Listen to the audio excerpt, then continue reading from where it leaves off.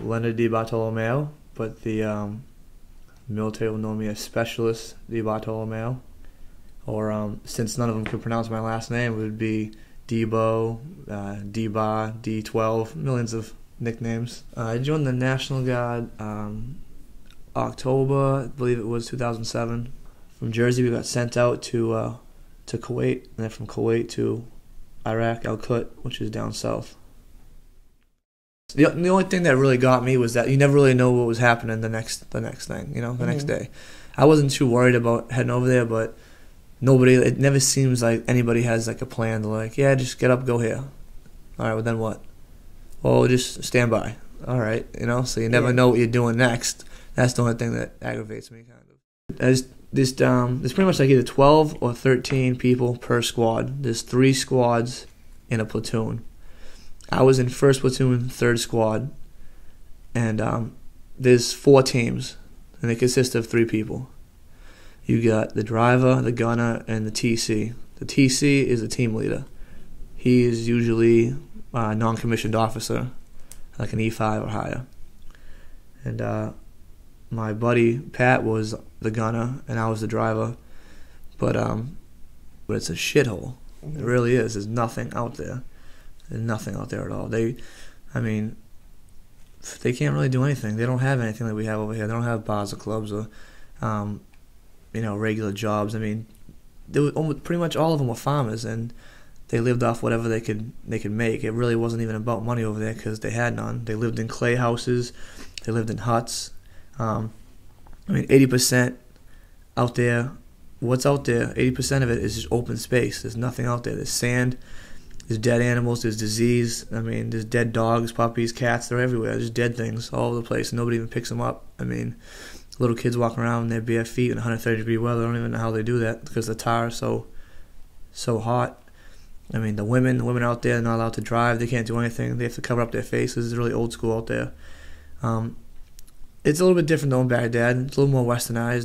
They have Baghdad University, so they do dress different, almost like us. But as far as all of Iraq and down south, they're really stuck to their old customs, Yeah, a lot of the majority of the kids, they loved us because, well, I guess let's cut to the chase. It's because they wanted something, and they knew that we always gave them stuff.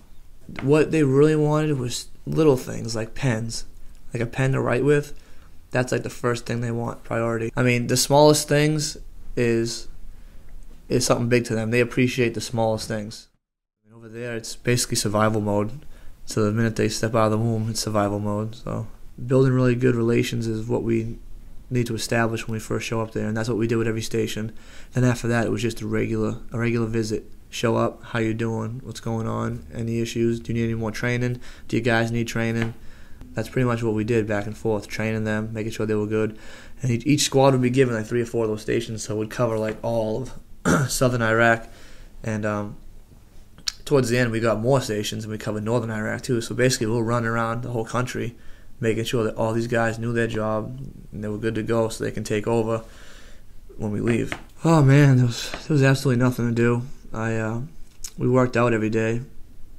We'd come back from mission, we'll relax because it's so hot, and we'll relax. We'll change clothes out to PT clothes, and then we will head to the gym, work out for a couple hours, come back, probably go grab something to eat, then shower, then hang out. About 4 months in, we actually got a TV and an Xbox. I'm pretty much reintegrated myself into the civilian world now, trying to get all my stuff together, which is going pretty good. And I'm going to sign up for school within the next month at Bunker Hill. I'm taking the State Trooper exam. I could take it either November or December. I'm still on the Revere PD list. And I might take my old job back part-time doing the first responder and work through them for my EMT. So I have my veteran preference to EMT, and I'll go for the bachelor's degree in criminal justice or criminal science. I haven't decided yet, but yeah, I have a huge plan. I'm gonna go at it. I'm not just gonna sit around, But as far as the advice, the military is really good.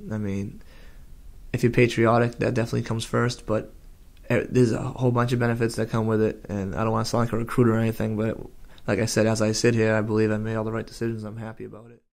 There's a rule in effect. I think it's 3 deployments. I think after 3 deployments, they can't force you to go on another one. So this was your first? Yeah, I mean 3 is a lot anyway. People are dying on their 3rd and 4th. Right. And you want to know what happens? What I believe with that is that your luck runs out. You go there, you drive through a war zone for a year, 6 months. You go there again, do the same thing, different mission, different area, 3rd time. I mean, now it's just pretty much like rolling the dice. Keep rolling it until you hit the number and you're done.